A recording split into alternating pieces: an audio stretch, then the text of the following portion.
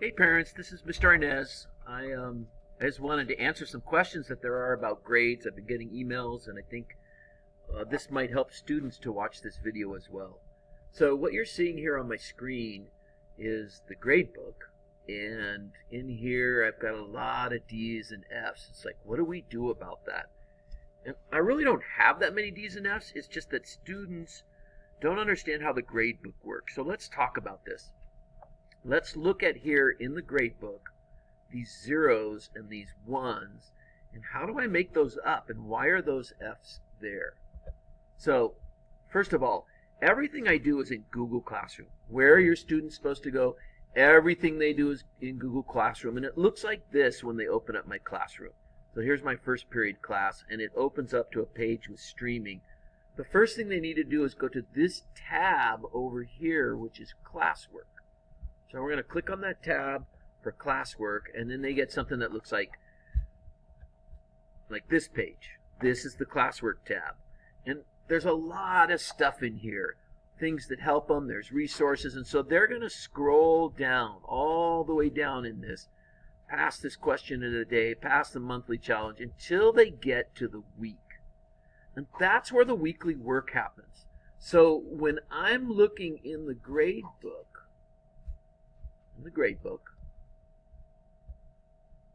and I'm looking at these grades, it comes from the week number. Do you see week 3, week 4, week 5? That's where those grades are coming from. And so they go down into week 5, and a week looks something like this. Just got the wrong one. This is what a typical week looks like. So they'll come in here, and these are the things we've done this week.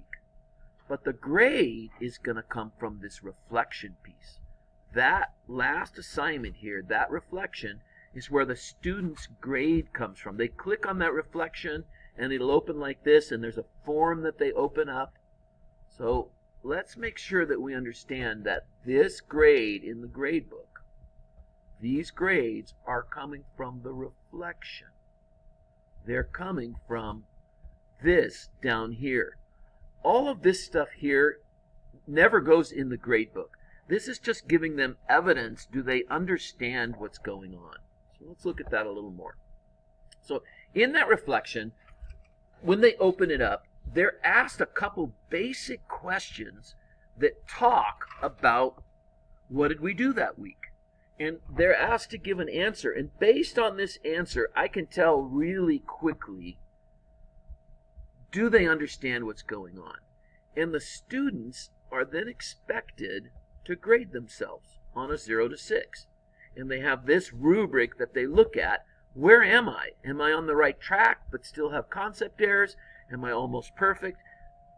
The student grades themselves, and this really, for the most part, is the grade that I give them in the grade book. And I use all of the work that they've done, all of this work. It's just evidence. Like, they'll give a grade, and I'll go back and look what they did and decide if I agree with that grade. Like, yep, I agree. You're probably right. That's where you are. Most often, the student knows exactly where they are in here. And so this stuff doesn't necessarily go in the grade book. Yes, they have to take the quiz. Yes, they have to do these assignments. But this is just to create evidence of understanding of that learning target. So, here's the grade book. It's in PowerSchool. That's where their official grade comes from. And we've got this problem that I've got all these zeros, right? And let's take a look at this one. Let's take a look at this one right here. Back in week 4, back on September 4th, this student has a 0. What can they do about it?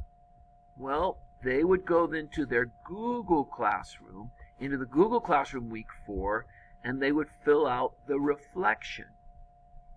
And when they fill out that reflection, I'll go back and change that 0 to the grade they get. I accept late work for full credit. So this student here could even go back to week 3. They have a 0 there. They could go back there and fix that assignment, and I accept it.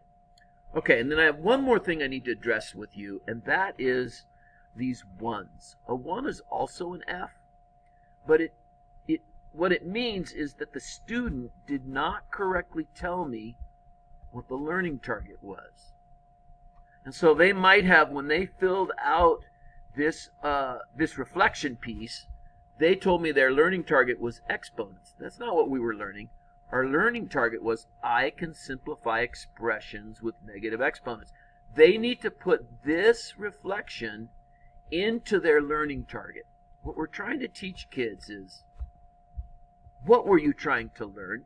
What exactly were we learning that week? And how well did you learn it? Give yourself a grade, and then I'll see if I agree with you based on looking at everything you did that week. Can kids turn in work late? Yes, for full credit. If I want to raise my grade, can I resubmit it? Yeah, resubmit it, and you still get full credit. I'm just after this. I want your child, I want my students to understand what we are learning. They need to be able to tell me what the learning target is. With actual words, they need to actually come in here and tell me this right here. What is it that we were learning? And then they need to go ahead and answer some questions, and then I'll see if I agree with them. I hope that helps, parents. Feel free to call me or contact me if you have other questions. Thank you.